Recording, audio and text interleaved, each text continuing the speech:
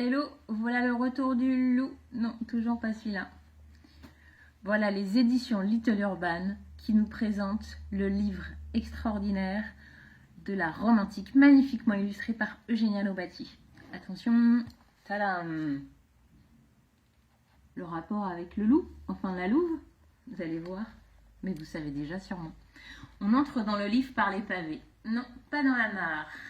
Mais je me recule comme ça vous avez une idée de la taille assez impressionnante du livre. Alors selon la légende, la cité de Rome a été fondée par les frères jumeaux Romulus et Rémus, qu'on voit ici représentés sur cette grande mosaïque. Et on en prend plein les mirettes. Il y a une incroyable qualité de reproduction des couleurs, des volumes, des matières, ce qui laisse à penser que cette mosaïque a été remarquablement bien conservée. Alors, ici, on trouve la description de l'objet, la légende, les histoires, les suppositions, les observations qu'on peut faire autour de cette mosaïque. Et puis ici, il y a un truc rigolo là, un gabarit, pour avoir une idée de la taille de la mosaïque. Et vous savez, les enfants, ils adorent ça, quand ils disent on fait la taille, ça leur donne vraiment une représentation assez précise du monde. Voilà, et tout le livre, il est fait de cette manière. On entre dans l'histoire par les objets d'art, de guerre, du quotidien. C'est grand, c'est impressionnant. Je vais vous en montrer d'autres qui m'ont bluffé.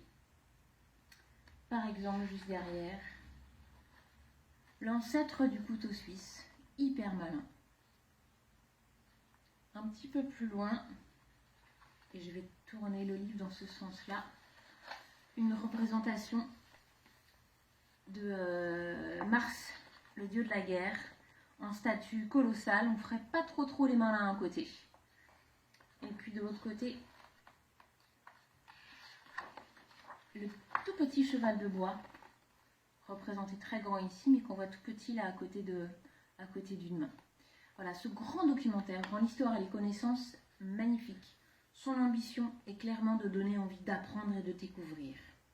Et alors, je me rapproche, puis je vais vous montrer aussi autre chose. Vous avez vu la couverture, elle rappelle les voyages extraordinaires de Jules Verne, édité par Hetzel, fin 19e. C'était le moment où les sciences, les connaissances et l'imagination étaient au cœur de l'éducation de la population.